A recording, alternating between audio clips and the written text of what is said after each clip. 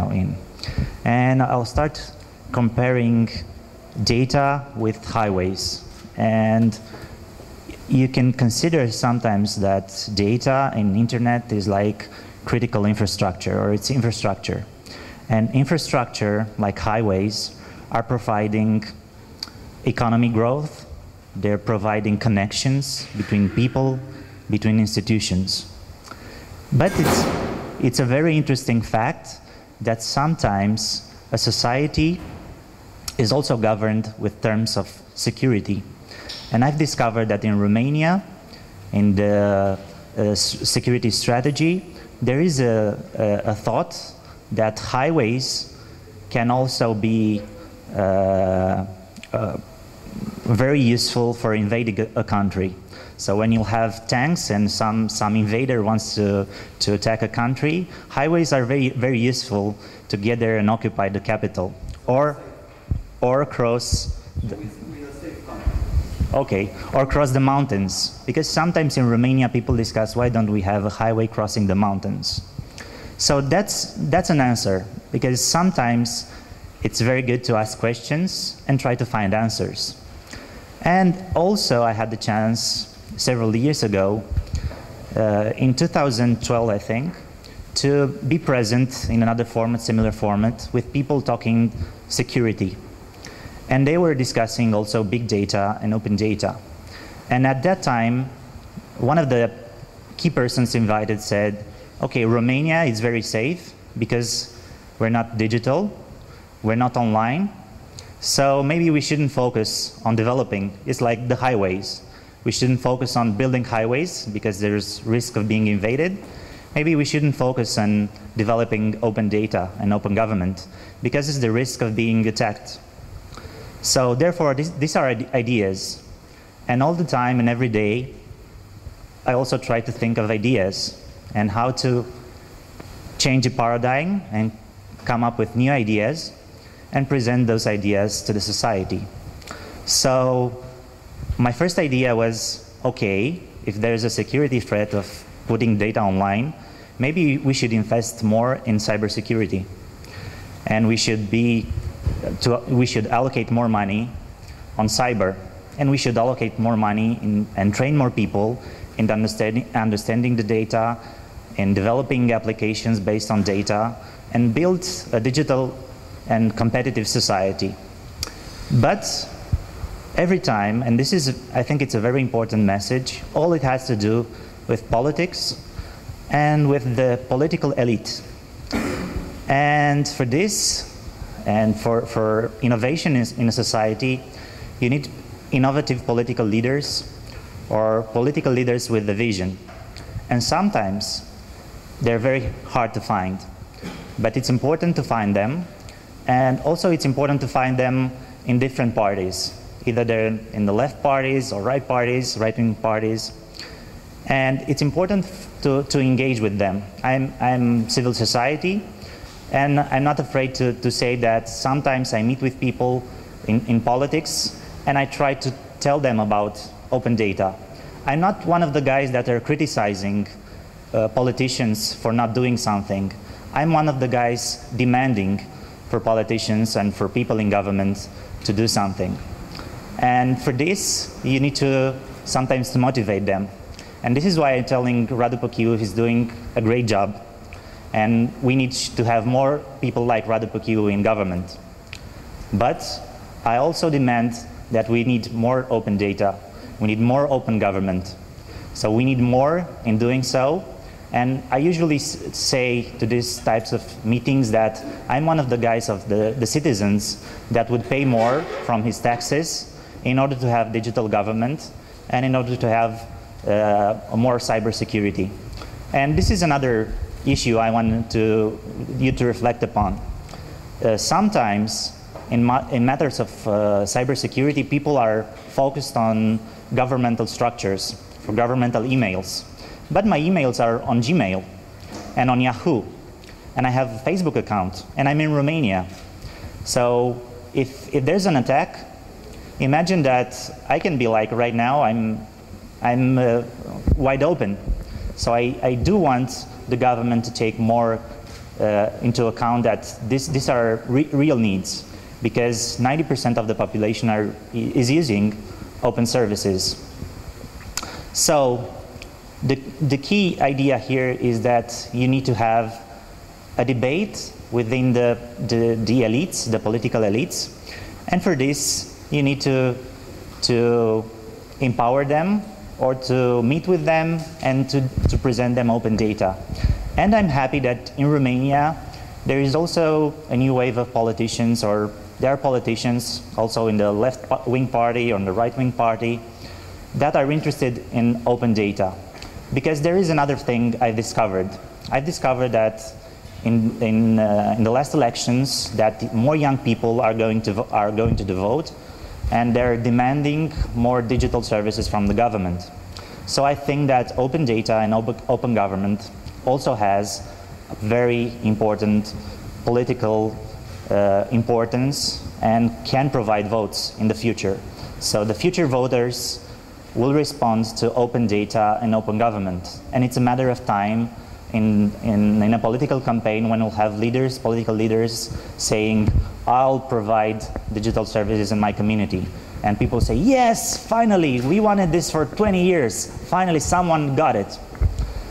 And since I'm a volunteer, and I've noticed that in this room is also a guy, he's a politician right now, I'm going to say with the opposite party that I've met in the Liberal Party, people like Răzvan Orășanu or Andreea Paul.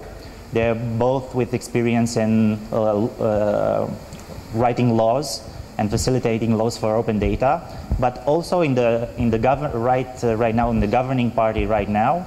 And there is a guy in the room, and I salute him, is Adrian Marius Dobre. He is one of the guys in the party that organized 2 weeks ago an event about open data at the Romanian Parliament. So this is very important, because as a society we must realize that we're not only politicians or only civil society or only government or only diplomats or only business. A society is everybody, and there is a political fight sometimes with people wanting to polarize and obtaining votes. But for us, for a society, in order to go further, we need to find the common basis, and we need to find dialogue. And we need to bring politicians and diplomats and government and civil society at a table and discuss ideas, because those ideas can cross mountains, and those ideas can provide security and economic growth for every one of us. And this is the last idea, and I'm closing, and thank you to Violeta. I want to point out what's happening right now in Ukraine, because we have also guests from Georgia and Armenia, and I thought there was someone from Albania, definitely. So, and other countries, I think from Netherlands and so on.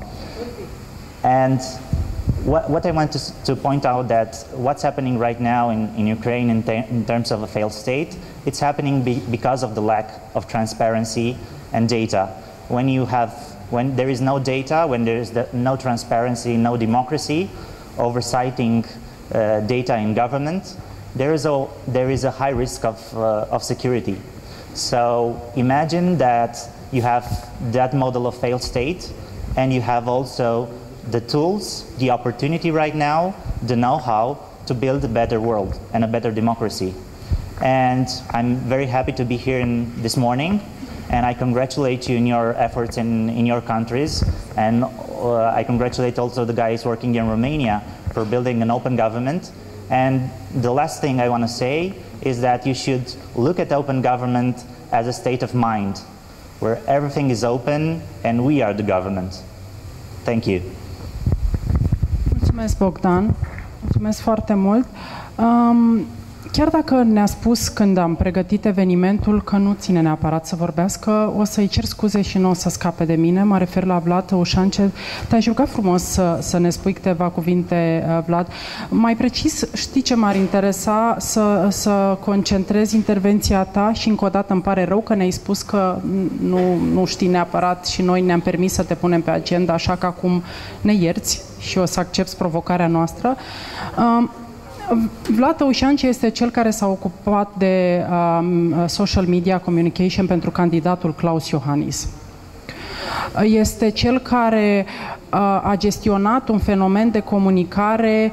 Sigur, nu-mi dau seama dacă, probabil că erau folosite și foarte multe date, cifre, date de stafful de campanie vis-a-vis de ce își propune viitorul președinte să facă, mandatul președintelui nu e așa de plin de cifre guvernamentale cum sunt preocupările noastre care se îndreaptă în principal către guvern, către ministere, către primării, către oameni care gestionează fonduri publice pentru activități cu impact către cetățean direct.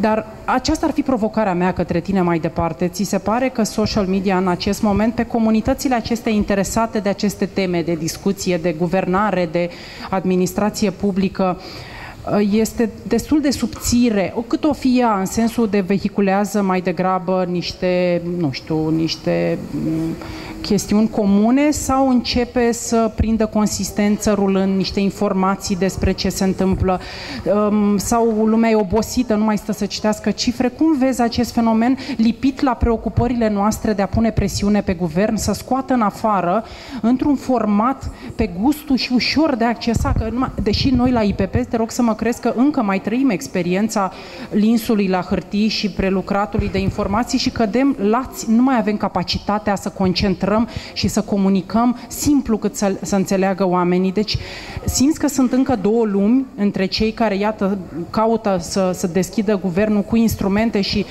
se umplu de informații și cei care comunică și vor să dea oamenilor scurt, simplu, cât mai ușor. Te provoc, te rog frumos, la o discuție de câteva minute pe tema asta și mulțumesc că ai venit. I'm gonna go in English also. I think if it's okay for everybody, it's easier. Actually, I'm gonna try to answer to this question, but I'm gonna propose you to take a leap of faith because talking about communication, but also innovation. I'm not only a consultant in communication and strategy. I was in charge of implementing the project for the website of the government, of multiple, I don't know, state institutions. So I had the chance to see from the inside how the communication on the technology subject works, and it doesn't work. So I think that what we need right now, it's not to have a public debate or to have a public strategy or to have, I don't know, a good technology infrastructure or to put more pressure. I think we need to have a human resources revolution. Because right now the technological skills and the communication skills and the social media skills, if you want, yeah, are at the end of the list when you try to hire somebody. You know, when you try to hire somebody in the public sector, or when you try to hire somebody in an NGO, maybe, or in a company that's not a tech company. And I think this approach is it's a losing approach. And what I'm saying is, if right now, when hiring somebody in a public institution, we would look first of all for somebody with technological skills, yeah, at least basic technological skills. If you're gonna look for somebody with basic social media skills, basic, I don't know, creative skills, things will be much, much easier in a 3-year frame. Because right now, when trying to communicate or trying to innovate in a public institution or even in an NGO, when we try to do something, we, I don't know, hire somebody, hire an expert, or we try to outsource it to, I don't know, IT company or to advertising agency. And this is totally wrong, because we should grow this kind of skills inside the organization. It's the only way to do it. You cannot have like I don't know, a traditional communication campaign and hire somebody to do the social media for it. It's wrong, and it's not gonna work because you're not gonna have, sorry, a real dialogue. You know, you won't be able to promote your initiatives, and I know there are in the room a lot of people with great initiatives from the NGO world.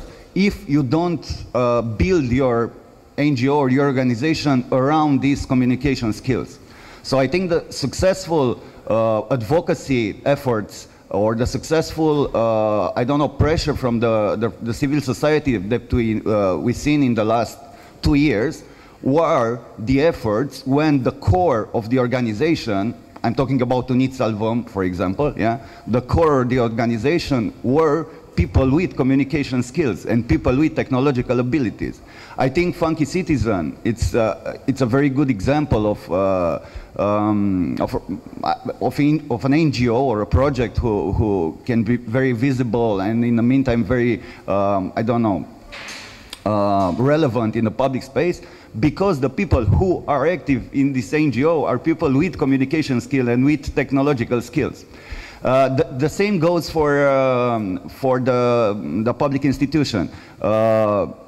The Romanian government, even if I'm not always a big fan of the Romanian government, has a very, I don't know, good and active tech side. I had the chance to work with some people there, and you see a good professional, you know that there's a good professional when you see one. So what I'm saying right now, it's either you want to innovate from the technological point of view, either you want to grow from the communication point of view, be more relevant, be more present in the social media or everywhere, anywhere else on the internet.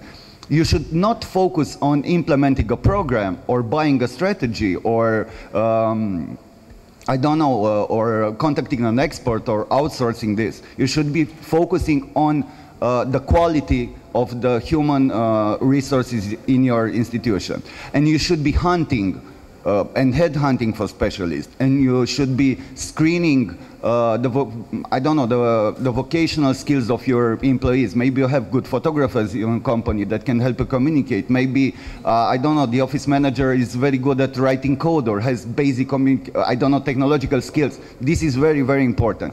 Because this helps you, finally, if you're an NGO or a public institution, doesn't matter, work more like a startup, you know. It helps you eliminate a very complicated decision chain. It helps you finally have a good reaction speed. It helps you have this, emulate, let's say, the holocracy way of organizing things and doing business, reacting very fast. Everybody can be a part of it. Everybody can have an educated opinion. So basically, and this is my disruption proposal for you, focus a lot on the human resources part, try to hunt and scout talents, and try to start finally the change inside the institution, not outside the institution. Cool, thanks.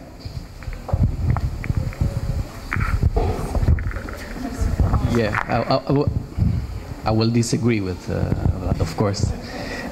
Since he's not a fan of the government, which, Vlad, you're a talent. Would you join my team, for example? I have an open position. It's an open question, for example. You said invest in human resources. Okay. All the governments in the world, not only Romanian governments, all the best people are outside the government, not inside the government. Or all of the governments in the world, yes? Because it's natural. Yes. Another thing, I want to invest in good people, and I try to invest in good people, but nobody wants to come to the government. Another example I will give you. Because of the salaries, or because of the reputation? I thought it's because of the salaries, but let's put it this way. We had, yes, Vlad, and I like to have the dialogue with you. Stay by me. it was a good example, and he was involved in the campaign of the presidential candidate and the winning candidate, and that's made very yeah. But one of the things I loved very much at that moment, although I was in the other side of the fence of the campaign, it was the support from volunteers working on the campaign, and they're working after hours. They're using all of their time, energy, skills, hardware, whatever, in order to support one candidate. Why don't they work for the government, for example, voluntarily, 1 hour per day or something like that? What stopped them? Is it our cultural approach? Is it because it's there? They use their time in order to fill all my Facebook page with your candidate, which was great, and luckily I have many friends which were fan of the other candidate. That's natural, and I saw they're very active. They're using their time, they're using their energy, but. Okay, they made a change. It's important, but they can make the change every day, working together with us, for example. Actually, you're wrong, because I was working for the government, not for this government, but I did work for the government for like 6 months, so let's say I have an internal experience of this. I don't fit very well in that particular culture, but it was fun, and well, the work principle in my department, the communication department, the online communication department, were more or less the one that I've mentioned before. Think like a startup, react really fast, grow internally the competence that you need, basically, and not buy them from outside. That's a good question. Why don't people want to work for the government? I think that's a problem, because the government are very political. We don't have a technocrat government, generally speaking, and the public image, at least, the public image of the government, it's a political one. It's not a professional one. So that's the first thing. It's bad PR for now. So you're not the best employer in the world. The salaries are decent. I was making 200 euros, a lot of money. But the problem is not maybe the salaries or the PR, or the problem is it's let's say the political color of a government. And I think the crisis it's in the parties, because neither the Liberal Party or the Socialists don't have a talent database. They don't have in their field. I don't know, in their people, you know, good HR policy. They don't recruit talents, yeah? They recruit people who are, let's say, obedient and not competent. And it should be normal, when you have a political colored government, to bring talents from your party, and it's normal. I don't have any problem with it, because you want to have near you people that you can trust, that you work loyal, yes, loyal, let's say, I would say not loyal, but people that you can trust, that you work before with, etc., etc. But right now we have a crisis of talents inside the parties. We don't have tech people in the parties, we don't have good communication people in the parties, we don't have young experts on economy or whatever, international cooperation in the party. So when you need your personnel for I don't know, ministry, for government, where you can find them? Okay, there are deputies, and there are exceptions, and there are people who have, like, I don't know, a healthy human resources policy in their organization, in the local organization, growing young talents. But generally speaking, people hate young talents. Like, I think half of the most part of the parliament right now has a very hateful relationship with young talents, I would say, from my experience. Deși devine din ce în ce mai interesant, dar da, mulțumesc frumos celor doi vorbitori și înainte să vă rog să fiți de acord să audiem intervențiile celor două echipe, reprezentanților celor două echipe, aș mai avea o un moment în care să discutăm puțin despre România și provocările ei și o să-i rog acum pe Codru Vrabie, care era puțin mai târziu, să intervină. Și știți de ce? Pentru că Vlad vine din comunitatea celor care au experiență de voluntariat, dar la modul activistic, eu și Codru suntem așa printre veteranii, pot să-mi permit să spun, Codru, sectorului neguvernamental clasic. Adică suntem de cam 10 ani, peste 10 ani în acest domeniu și mi s-a părut interesant să rog pe Codru să intervină, pentru că eu cred că el chiar mai bine decât mine, trecând de la etapa clasică de cursuri, deci noi ținem cursuri, facem studii, cărți groase și groase, Codru cumva s-a reinventat, adică undeva el acum lucrează într-un grup de oameni și foarte mult pe social media, când vorba aceea, e recunoscut ca fiind unul dintre cei mai buni traineri și încă are cerere de a face modelul clasic